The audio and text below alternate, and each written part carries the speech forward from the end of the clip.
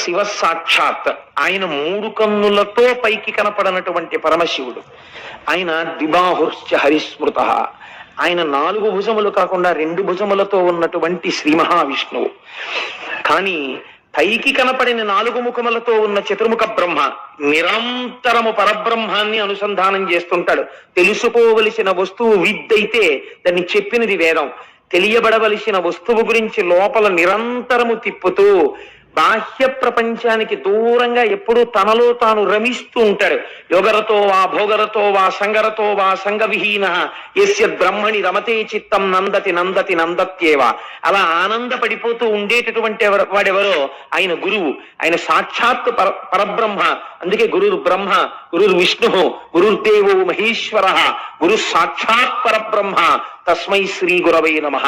ఆ గురువుకి ఏది చేత కాదు. ఆయన దీనికోసం ప్రత్యేకం ఏదో సిలబస్ నేర్చుకోక్కర్లేదు. ఎదుటివాడు మాట్లాడిన ఒక్క మాటకి అంతే. ఒక్క మాట గురువు మాట్లాడా అవతల వాడి జీవన పదమే మార్చగలుగుతాడు. అంత లోకోన్నతుణ్ణి చేసేస్తాడు, అంత సర్వోత్కృష్టుణ్ణి చేస్తాడు. తాను ఇప్పటి వరకు ఏది ఉత్కృష్టత అనుకుంటున్నాడో దాని నుంచి తిప్పి అసలైనటువంటి పదం ఏదో, ఏ పదం వైపుకి వెళ్ళాలో ఆ పదం వైపుకి గురువు తిప్పగలడు. అదృష్టమేమి జీవితంలో అటువంటి నారదుడితో వింధ్య పర్వతం మాట్లాడటం. ఎంత అహంకారం ఉన్నవాడైనా కావచ్చు, ఒక గురువు దొరకడమే జీవితంలో అదృష్టం. ఆ గురువుతో మాట్లాడడమే అదృష్టం. వాడి జీవితం మారిపోతుందంటే చూడండి. అందుకే శంకరాచార్యులు వారి రుణం మనం తీర్చుకోలేమండి. శంకరులు అందుకే అంటారు, మనుష్యత్వం ముముక్షత్వం మహాపురుష సమాశ్రయ. మహాపురుషుడు ఒకడు జీవితంలో తటస్థపడడం, ఆయనతో మాట్లాడగలగడం, ఆయన ఒక ప్రశ్న వేసి జవాబు తెలుసుకోగలగడం, ఆయన పాదసేవనం చెయ్యగలగడం, ఆయన వెనక ఆయన వస్తువుని వహించగలగడం, ఇవన్నీ కూడా జీవితంలో నీకు దొరకాలంటే దొరికే అదృష్టములు కావు. కొన్ని కోట్ల జన్మల తర్వాత నీకు ఆ అదృష్టం లభిస్తోంది. కాబట్టి గురువుతోడి సంపర్కము, గురువుతోడి అనుబంధము, గురువుతోడి కలయిక అంత గొప్ప స్థితికి తీసుకెడుతుంది. కాబట్టి ఇప్పుడు వింధ్యుడికి అహంకారం ఉండొచ్చు, కానీ ఎవరితో మాట్లాడుతున్నాడు? నారదుడితో మాట్లాడుతున్నాడు. ఆ నారదుడిని చూసి ఒక మాట అన్నాడు. ఎవరితో చెప్తున్నాడు ఈ మాట? బాగా జ్ఞాపకం పెట్టుకోండి. ఇది మనకి జీవితాన్ని నేర్పుతుంది. అందుకే గురువు దగ్గరికి వెళ్ళినప్పుడు తాను మాట్లాడకూడదు. మీరు దీపాన్ని వెలిగించేటప్పుడు ఏం చేస్తారు? ఒక్కసారి అగ్గిపుల్ల గీసి ఒత్తి దగ్గర చూపిస్తారు. ఆ దీపం మీ పూజ అయిపోయేంత వరకు ప్రకాశిస్తుంది. ఒకసారి వెలిగించిన తరువాత మీరు దానికి నమస్కారం చేసేసి పసుపు కుంకం వేసుకుని, ఈ దీపము పరంజ్యోతి, ఇది ఈశ్వరుడు అని, నతత్ర సూర్యో భాతి చంద్ర తారకం నేమా విద్యుతో భాతి కుతోయమగ్ని అంటూ పూజ చేస్తారు. ఇంకా మళ్ళీ మళ్ళీ దీపాన్ని కదుపుతూ ఉంటారా పూజలో? కదపరిహ.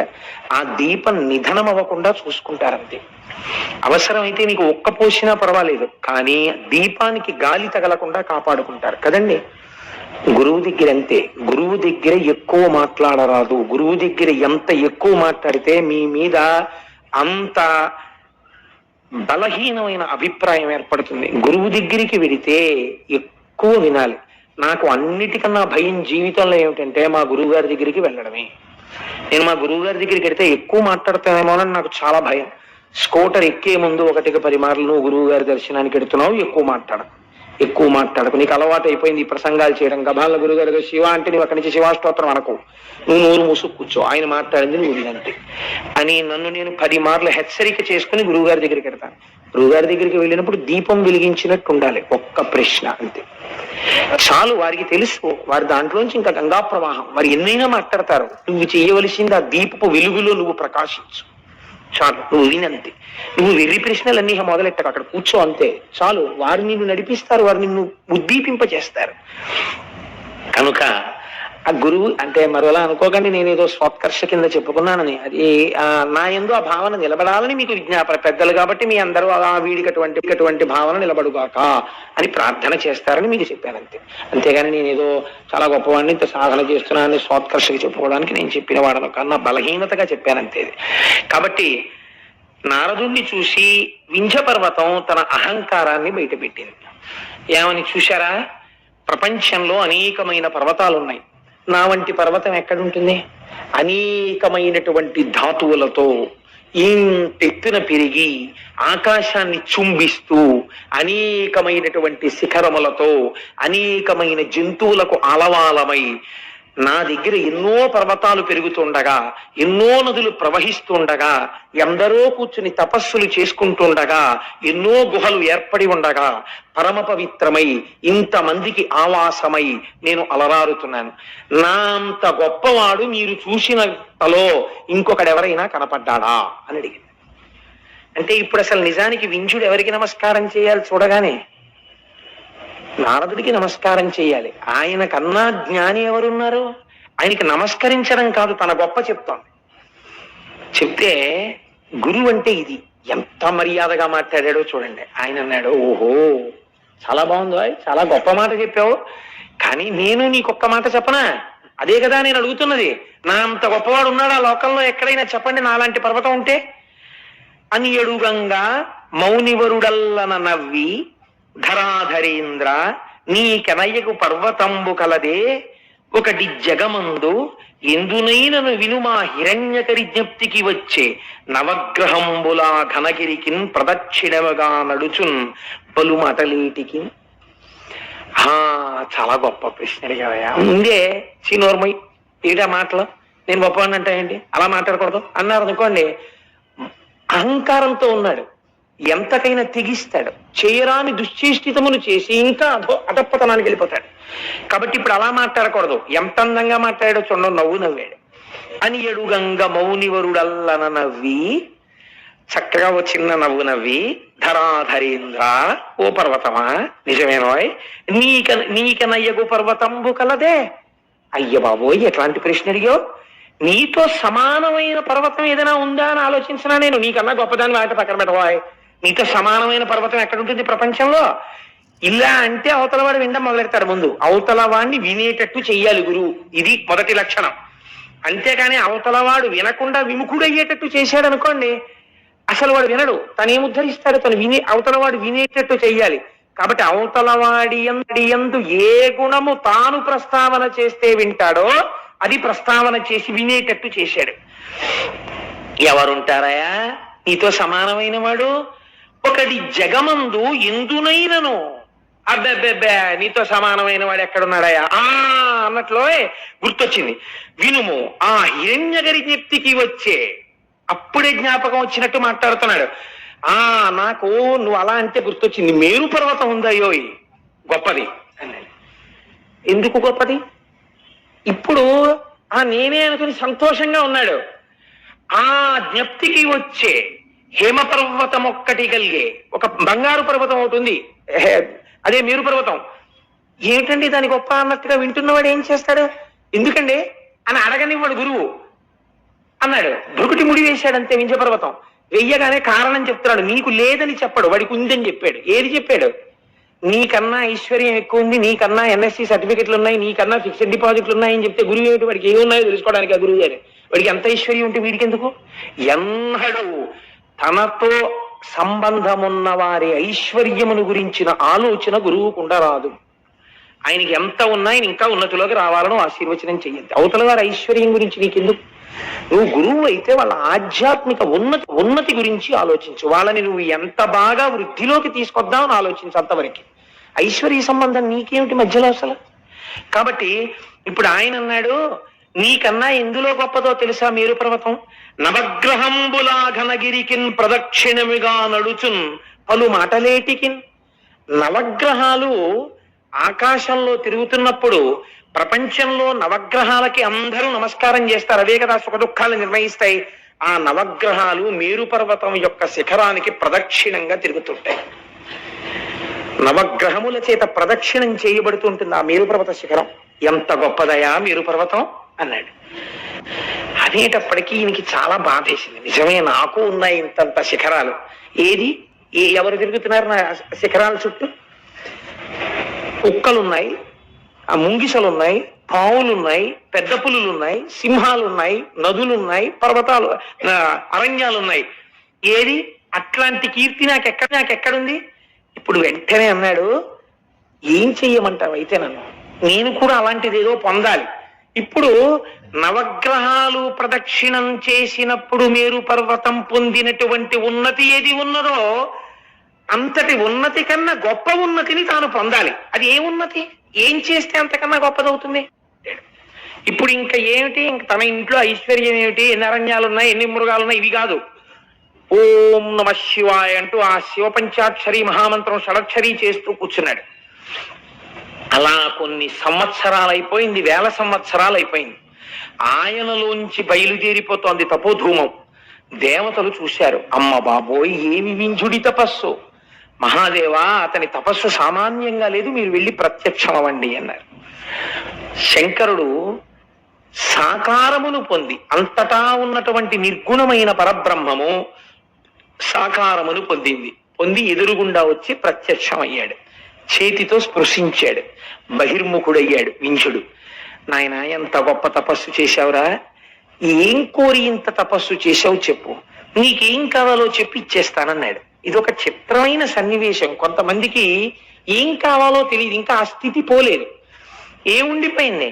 ఇప్పుడు మేరువు కన్నా తన గొప్ప కావాలని ఉందంటే మనస్సులో, దానికి ఏం అడగాలి తెలియదు. అందుకని ఏమని అడిగాడో తెలుసా అండి? పెంపున సంగు లోకమున పెద్దగా చేయుము, నన్ను లోకంలో పెద్దగా చెయ్యి అంటే గొప్పవాడిగా చెయ్యి అంతే. పాప ఆయనకి తెలుసున్నది. నారదుడు ఇదే కదా అడగమన్నాడు, ఇదే అడిగాడు. అయితే ఒకటి మాత్రం నిజమండోయ్, గురువు మాట మీద ఈశ్వర వాక్యం మీద విశ్వాసం ఉంటే చాలు, రక్షించేస్తుంది. కామకోటి పీఠాధిపతులు చంద్రశేఖర పరమాచార్య స్వామి వారు ఒకసారి ఆ కంచిలో బయట కూర్చుని ఉండగా ఒక పల్లెటూరు నుంచి ఒక రైతు వచ్చి ఆయన పాదాల మీద పడి నమస్కారం చేశాడు. ఏందైనా అన్నారు, నా పిల్ల పెళ్లి కుదిరింది, నాకు మొట్టమొదటి నుంచి రోజు మిమ్మల్ని ఆరాధించడమే నాకు తెలుసు, అందుకని నా పిల్ల పెళ్లి కుదిరితే వాళ్ళ కట్నం అడిగారు. కట్నానికి, పిల్ల బంగారానికి, బట్టలకి అన్నింటికీ కలిపి ఓ 25 కాసులు బంగారం కావాలి. ఆ బంగారం మీరు ఇప్పిస్తే వెళ్ళి పిల్ల పెళ్లి చేసుకుంటాను, అక్కడ ఒప్పుకుని వచ్చాను, మీరు ఉన్నారు కదా అని బంగారం ఇప్పించండి వెళ్ళిపోతానన్నాడు. పరమాచార్య స్వామి అంత అమాయకులు ఇంకా చూశారు. నిజమే, ఆయన పూనికి అటువంటిది. ఆయన అన్నారు, నేను సన్యాసిని, నువ్వు నన్ను ఇలా అడగకూడదు, నేను ఇవ్వకూడదు, కానీ నువ్వు నా ఎందుకు పూనికతో అడిగావు ఒక గురువుగా, కాబట్టి నేను ఒక మాట చెప్తాను. ఈ మాట కామాక్షి అమ్మవారిని అడుగు, వెళ్ళి అడిగి ఏమంటుందో కనుక్కున్న నా దగ్గరికి రా చూద్దామన్నారు. అలాగే అడుగుతాను, మీరు ఏం చేయమంటే అది చేస్తాను, ఇవ్వడం మీ పూచి, ఎక్కడికి వెళ్ళమంటే అక్కడికి వెళ్తాను. కామాక్షి అమ్మవారి గుడికి వెళ్ళి గురువు మాట మీద ఇది యథార్థంగా జరిగిన సంఘటన అండి. కామాక్షి అమ్మవారి గుడికి వెళ్ళి అమ్మవారి ముందు నుంచి ఇది అడిగాడు. పిల్ల పెళ్లి కుదిరింది, పరమాచార్యుల వారిని నమ్ముకున్నాను, ఎప్పుడూ ఆయనకు నమస్కారం పెట్టి పొలానికి పోతుంటాను. వాళ్ళు 25 కాసులు అడిగారు, పరమాచార్యుల వారు ఉండగా నాకేమిటని ఒప్పుకున్నాను. నిన్ను నమ్ముకున్నంత లేదు, పరమాచార్యుల వారిని నమ్ముకుని 25 కాసుల బంగారం ఉంటే పిల్ల పెళ్లి అయిపోతుంది. ఆయన దగ్గరికి వెళ్ళాను, నీ దగ్గరికి వెళ్ళి చెప్పి రమ్మన్నారు, నీకు చెప్తున్నాను, నీకు చెప్పాను, గురువు గారి దగ్గరికి వెళ్తాను, ఆయన డబ్బిచ్చేట్టు చూడు, వెళ్ళిపోయాడు. ఇప్పుడు మళ్ళీ వచ్చాడు. వచ్చేటప్పటికి పరమాచార్య స్వామి మళ్ళీ అక్కడే కూర్చుని ఉన్నారు. ఈయన వచ్చాడు. వచ్చేటప్పటికి ఎక్కడి నుంచో జమీందారు గారు వచ్చారు. అయ్యా ఎప్పటి నుంచో పరమాచార్య నాదొక్క కోరిక, మీరు దేనికి విచ్చించండి నాకు అనవసరం, మీకు ఒక్క 25 బంగారు కాసులు సమర్పించుకోవాలని ఉంది, వచ్చానని సంచిలోంచి తీసి 25 బంగారు కాసులు పోశాడు. ఇట్టించా పల్లెటూరు ఆయన వచ్చాడు. మీరు వెళ్ళమన్నారు, అమ్మకి చెప్పాను, వచ్చాను, మీరు ఇస్తేనే బయలుదేరుతాను, పెళ్లి పనులు ఉన్నాయన్నారు. పరమాచార్య ఓ నవ్వు నవ్వి ఊపటి తీసుకెళ్ళి. గురువులంటే ఎలా ఉంటారో చూడండి. నాకు అందుకే పరమాచార్య అంటే మా ప్రాణం. ఎందుకంటే ఉపాసన ఈ లోకానికి తెలియచేసి జగద్గురువులై నడిచిన మహానుభావుడు.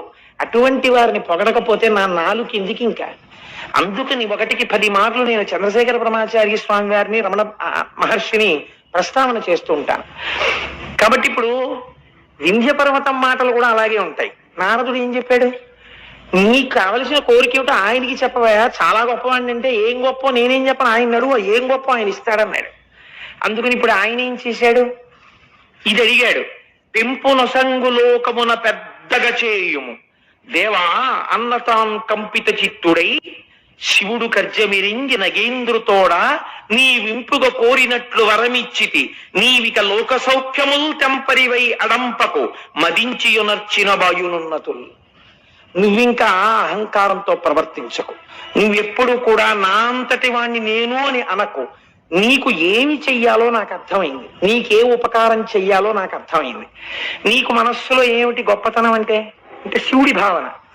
నవగ్రహాలు మేరు పర్వత శిఖరానికి ప్రదక్షిణం చేస్తున్నాయి, అందుకు కదా నీకన్నా గొప్పవాడని చెప్పాడు నారదుడు. ఈ నవగ్రహాలు నాకు కవచం, నేను వాటిని కవచంగా కట్టుకుంటూ ఉంటాను. అందుకే శివుణ్ణి నమ్మినటువంటి వాడిని మీరు జ్యోతిష్యం చూసి పరమశివ భక్తుడైనటువంటి వాడికి జాతకం చెప్తే నువ్వు చెప్పిన జాతకం తప్పై కూర్చుంటుంది. వాడికి గ్రహాల రీత్యా ఏదో దోషం ఉందని మీరు చెప్పారనుకోండి, ఈ నవగ్రహాలు కవచంగా కట్టుకుని ఆయన ఉన్నాడు శంకరుడు, వాడికి ఇలవేల్పుగా ఆయన్ని నమ్మి ఉన్నాడు ఆయన. ఈయన చేసిన అభిషేకానికి, ఈయన చేసిన రుద్రాధ్యాయానికి, ఈయన చేసిన పారాయణకి ఆ గ్రహాల్ని నువ్వు ఇంతకన్నా ఏమి చెయ్యకని చెప్తాడు. జ్యోతిష్యుడు చెప్పినది కూడా ఒక్కొక్కచో ఫలించకపోయి ఉంటుంది. నేను సభలో చెప్పకూడదు కాబట్టి చెప్పట్లేదు ఇంతకన్నా. కారణం ఏంటి? భగవదానుగ్రహము ముందు గ్రహములు కూడా ఏమి చేయలేవు. ఒక్కొక్కసారి పరిస్థితి అలా ఉంటుంది. భక్తుణ్ణి చెనకలేవండి ఎవరును, ఆయన స్థితి వేరుగా ఉంటుంది. పాము కరవాల్సి ఉంటే చీమ కరిచి వెళ్ళిపోవాలంతే ఈశ్వరానుగ్రహం ఉంటే. కాబట్టి నీకేం చెయ్యాలో నాకు అర్థమైంది, నేను చేస్తాను. నవగ్రహాలు నాకు కవచం. శ్రీకాళహస్తిలో కట్టు కూర్చోవట్లేదండి, నవగ్రహాలు కవచంగా కట్టుకున్నాడు.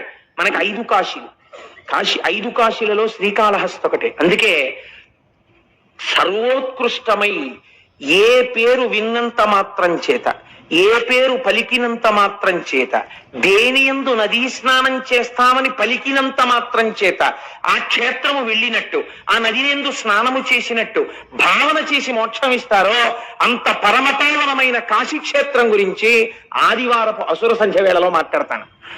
రేపు వదిలిపెట్టి ఎల్లుండంతా కాశీక్షేత్రం గురించే మాట్లాడతాను.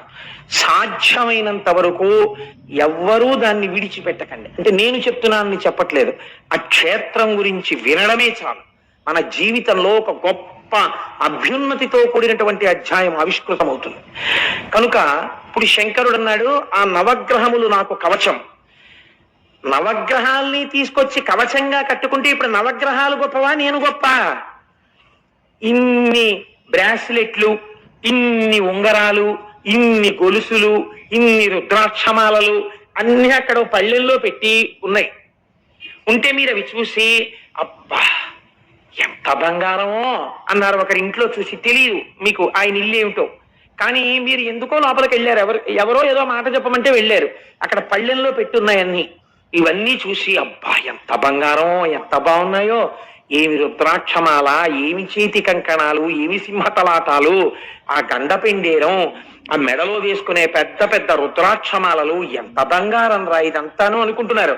ఇంతలో స్నానం చేసి తువ్వాలు కట్టుకుని ఒక ఆయన వచ్చి ఒక్క ఉంగరం వేలికుంది, మిగిలిన ఉంగరాలన్నీ పెట్టుకుని ఆ కంకణాలన్నీ వేసుకుని ఆ మాలలన్నీ వేసుకుని, ఏం బాబు దేనికోసం వచ్చావు అన్నాడు. ఇప్పటి వరకు మీకు ఏది గొప్ప? అక్కడ పళ్ళెంలో ఉన్న బంగారం గొప్ప. ఇప్పుడు మీకెవరు గొప్ప?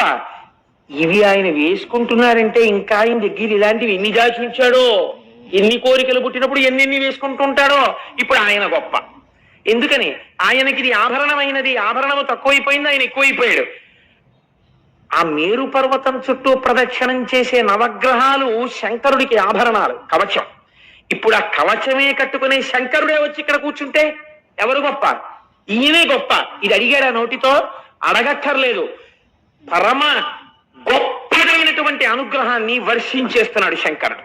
కాబట్టి ఇప్పుడు ఆయన అన్నాడు, ఏం చేస్తున్నానని నువ్వు అడక్కో, మళ్ళీ నా మీద ఈయన కూర్చున్నానని అహంకరించకు. ఇది ఇప్పుడు నీకేది కలుగుతోందో దానివల్ల అహంకారంతో ఉండకు. అహంకారాన్ని విడిచిపెట్టి నేను ఇలా అనుగ్రహాన్ని పొందాననడం నేర్చుకో. అది నేర్చుకో, నువ్వెంత గొప్పవాడివి అవుతావచ్చు. ఇప్పుడు ఏమనాలి? నేను మేరువు కన్నా గొప్పవాడిని మళ్ళీ అహంకరించకూడదు. ఈశ్వరానుగ్రహం కలిగితే నన్ను ఎంతటి వాణ్ణి చేశాడో నా స్వామి చూడండి అనాలి. ఎంత గొప్ప మాట చూడండి. అంటే నారదుడు చెప్పిన విషయాన్ని దృష్టిలో పెట్టుకుని అహంకారాన్ని మారుస్తున్నాడు, అభ్యున్నతిని ఇస్తున్నాడు. ఏకకాలమునందు రెండింటినీ కటాక్షిస్తున్నాడు పరమాత్మ. ఇది లేకుండా కేవలం శంకరుడు వచ్చి కూర్చున్నాడు అనుకోండి, రావణాసుడు ఆ అహంకారం అయి కూర్చుంటుంది. అలా కాకూడదు, కైలాసాన్ని గర్వించేవాడు లేనిపోలు అల్లరైపోతుంది. కాబట్టి ఈ మాట చెప్పాడు. తప్పకుండా మహాప్రభు మీ అనుగ్రహంగా భావిస్తాను తప్ప నా అహంకారం అనుకోను. ఏం చెయ్యబోతున్నారు? కుతూహలం అంతే. ఆ వింధ్యగిరి శిఖరముల మీద పరమాత్మ ఒకతను ఓంకారేశ్వరుండొకతను అమలేశుడనగా ఒప్పలురుచు తా సకలము కనుగునుచుండును అకలంకుడు శంకరుండు ఆది విభుడుగిన్. అన్ని చోట్ల ఒక్క స్వయంభూలింగంగా వస్తే వింధ్యపర్వత శిఖరాల మీద 2 శివలింగాలుగా వచ్చాడు స్వయంభూలింగాలుగా. ఒకటి ఓంకారలింగము, ఒకటి అమలేశలింగము. అందుకే మనం చెప్తే ఓంకారం అమలేశ్వరం అంటాం. ఇది ఆ వెలియడం కూడా మహానుభావుడు మాంధాతృపురము అని పిలువబడేటటువంటి ప్రదేశమునందు వెలిశాడు. ఓంకారం అంటే ప్రణవము, ప్రణవము మోక్షదాయకము. కాబట్టి అక్కడ ఏం దొరుకుతుంది? మోక్షము దొరుకుతుంది. అక్కడికి వెళ్ళి చూస్తే ఇప్పుడు వింధ్యగిరి మీదకి వెళ్ళి దర్శనం చేసిన వాడికి ఏమొస్తుంది? మోక్షమే వస్తుంది. పక్కనే ఉంది అమలేశుడు ఉన్నాడు. అమలేశుడు అంటే ఎవరు? ఆ పేరేమిటో అలా ఉంది చిత్రంగా. అమలేశుడు అంటే మనం శ్రీశైల ప్రపత్తిలో చదువుతుంటాం. అమలం కమలోద్భవగీత గుణం సమదం సమదా సురనాశకరం రమణీయ రుచిం కమనీయ తనుం నమ సాంబ శివం నత పాపహరం శివం శంకరం బంధురం సుందరేశం నటేశం గణేశం గిరీశం మహేశం దినేశేందు నేత్రం సుగాత్రం మృడానీపతిం శ్రీగిరీశం హృదా భావయామి అని. సాంబ సదాశివుడు, సా అంబ అమ్మతో కూడుకున్నటువంటి సదాశివుడిగా సాకార రూపుడై స్వామి అమలేశుడిగా వెలిశాడు. అమలేశుడు అంటే మలము లేనివాడు, ఏ మలము లేనివాడు.